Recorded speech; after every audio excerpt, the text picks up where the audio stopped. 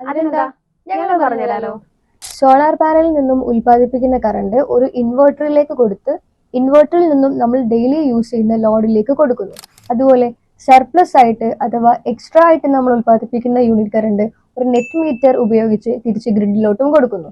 ഇനി നമുക്ക് on grid solar സിസ്റ്റത്തിന്റെ കുറച്ച് പ്രത്യേകതകൾ നോക്കാം.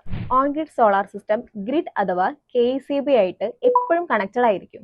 അതുകൊണ്ടാണ് ഇതിനെ ഓൺ ഗ്രിഡ് സോളാർ സിസ്റ്റം എന്ന് പറയുന്നത്. കൂടാതെ on grid solar system work ചെയ്യണമെങ്കിൽ ഗ്രിഡ് എപ്പോഴും ആക്റ്റീവ് ആയിരിക്കണം. അതുകൊണ്ട് തന്നെ ഗ്രിഡ് ഓഫ് ആയാലോ KECB ഇല്ലാത്ത സമയത്തോ നമുക്ക് വൈദ്യുതി ഉപയോഗിക്കാൻ വേണ്ടി പറ്റില്ല. മറ്റൊരു കാര്യം എന്തെന്നാൽ എക്സസ് ആയി ഉണ്ടാവുന്ന യൂണിറ്റ് കറണ്ട് നമ്മൾ ഗ്രിഡിലേക്ക് കൊടുക്കുമ്പോൾ KECB നമുക്ക് എക്സ്ട്രാ ചാർജ് ഇങ്ങോട്ട് തരുന്നതായിരിക്കും. ഓൺ ഗ്രിഡ് സോളാർ സിസ്റ്റത്തിൽ ബാറ്ററി യൂസ് ചെയ്യുന്നില്ല.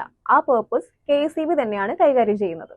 അതുപോലെ തന്നെ എക്സ്ട്രാ ആയിട്ട് വരുന്ന കറണ്ട് നമ്മൾ KECBയിലേക്ക് കൊടുക്കുന്നതും അവിടെ നിന്ന് തിരിച്ചു വാങ്ങുന്നതുമായിട്ടുള്ള കണക്ക് നമ്മൾ നെറ്റ് മീറ്റർ വഴിയാണ് മനസ്സിലാക്കാൻ സാധിക്കുന്നത്. ഇതാണ് ഒരു ഓൺ ഗ്രിഡ് സോളാർ പാനൽ സിസ്റ്റത്തിന്റെ വർക്കിംഗ് എന്ന് പറയുന്നത്. ഇപ്പൊ മനസ്സിലായില്ലേ എന്താണ് on grid solar panel system എന്ന്? ഇനി സംശയം ഉണ്ടെങ്കിൽ ഇപ്പൊ തന്നെ കോൺടാക്ട് ചെയ്യുക.